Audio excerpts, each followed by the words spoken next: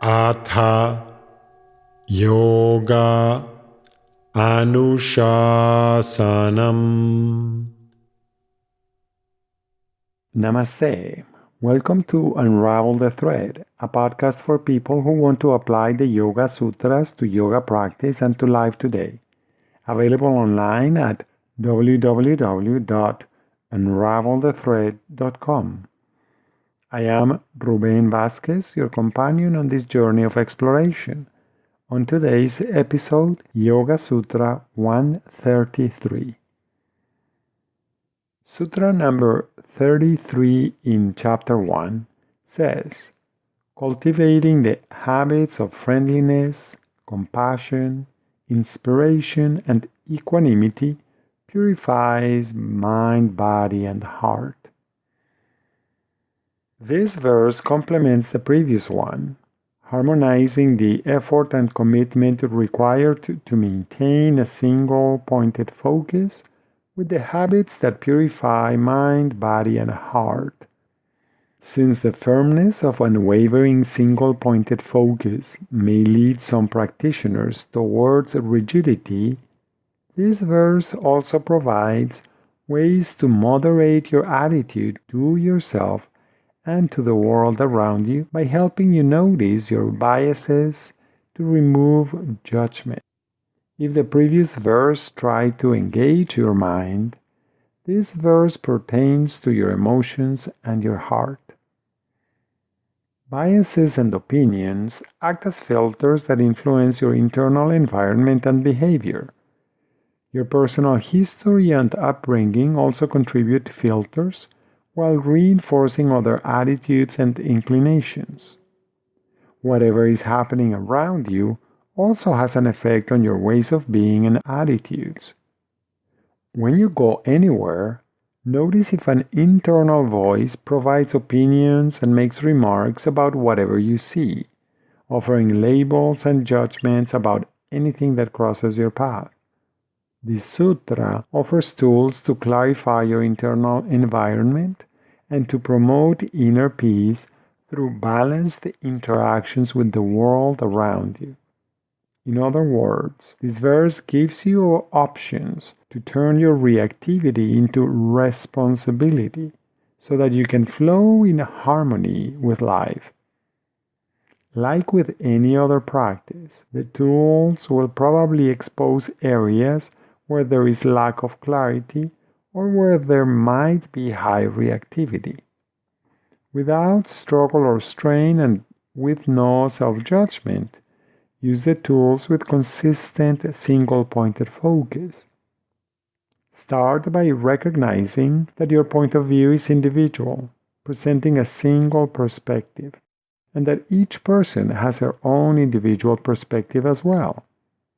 When you reflect on your own life, you can see that your ideas, ways of thinking, and behavior have changed over time, and that something you liked before may not be so important or interesting now. You have been fine-tuning your life experiment. In fact, you do it all the time to adjust to your new levels of understanding and awareness. Sometimes you may even find that an idea that you now find powerful and exciting escaped you completely before because it was not on your radar or because you were not ready yet to assimilate it or apply it. Regardless of how much you adjust your ideas, chances are that you keep adjusting them because you think and feel that this new configuration is the best you can do. Doing what you know at the time to be the best is the guiding principle for all those changes. That general rule is the same for each person.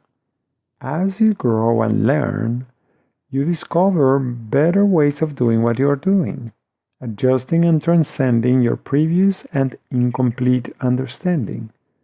This is a sign that you are evolving. It is the same for each person. All of us are trying to find the best way of doing what we are doing to live a fulfilling life. And, like it has probably happened with every one of us, many times you find that what you thought was the best path of action actually wasn't. because of some restriction or limitation in your ways of seeing or thinking, precluding you from seeing with greater clarity. At those points, rather than focusing on how wrong or misguided your actions were, you can choose to focus on a different and more beneficial way of being or doing. This verse guides you through that process so that you can have a moderate attitude toward yourself and others. This attitude is essential to avoid the internal and external toxicity that is generated by negative criticism, bitterness, and anger directed to yourself or to others. Consider these questions to guide your exploration. When other people are happy, sukha, can you identify with them and be happy for them, maitri? Can you be happy for their successes and circumstances?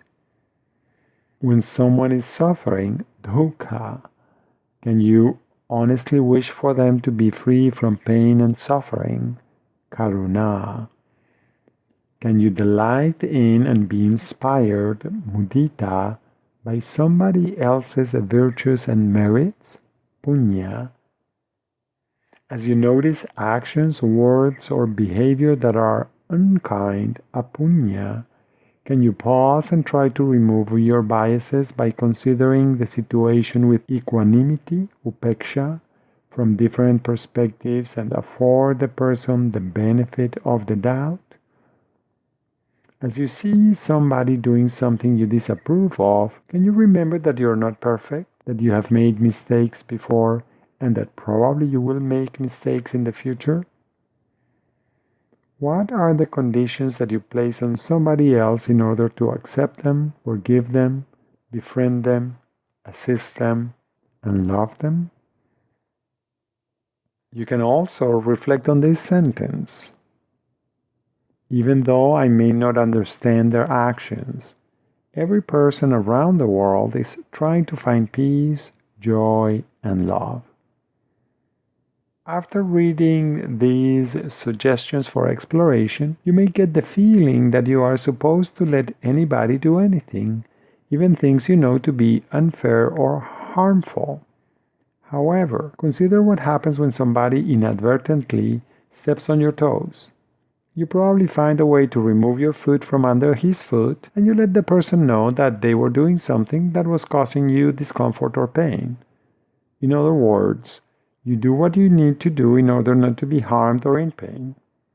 How you choose to do it can be a conscious and life-affirming choice or an unconscious and life-denying choice. It is completely up to you. It may seem evident that cultivating these habits is working directly with your emotions. But you may ask, how does cultivating these habits purify your body and mind? You can test this out very easily. Do a simple series of movements that are familiar to you. Then bring into your heart a memory of something that brings up mild feelings of disappointment, sadness, bitterness, or regret. Notice the effects of these feelings within you.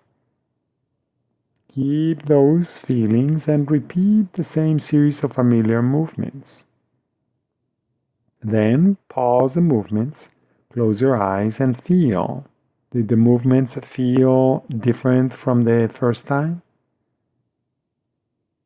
Now, bring into your heart a memory of something or somebody that makes you feel uplifted, hopeful, or cheerful. Notice how your internal environment changes. Try once again the same series of familiar movements. Pause, relax, and close your eyes. Can your feelings affect what you are thinking and how you move? As usual, one more way of exploring the meaning of this sutra is by chanting it. You can choose to chant it in its traditional form with some of the words coming together. Maitri, Karuna, muditopekshanam sukha dukha punya punya vishayanam bhavanata chitta prasadanam. Another option is to chant each word in the sutra individually. Maitri, Karuna, Muditopekshanam, Sukha Dukha, Punya Punya Vishayanam, Bhavanatah, Chitta Prasadanam. Maitri, Karuna, Mudita, Upekshanam, Sukha, Dukha, Punya, Apunya, Vishayanam, Bhavanata, Chitta, Prasadanam. Maitri, Karuna, Mudita, Upekshanam, Sukha, Dukha, Punya, Apunya, Vishayanam, Bhavanata, Chitta, Prasadanam. Maitri, Karuna, Mudita, Upekshanam,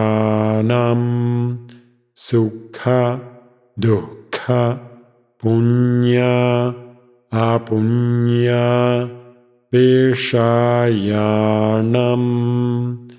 Bhavanata, Chitta, Prasadanam. Maitri, Karuna, Mudita, Upekshanam, Sukha, Dukha, Punya, Apunya, Vishayanam, Bhavanata, Chitta, Prasadanam. Thank you very much for listening. I hope you can join me for the next episode when we will explore Sutra 34 in Chapter 1. Please remember that you can find more information at unravelthethread.com. I would appreciate it if you could share this podcast with other like-minded people. Thank you. Until next time, Namaste.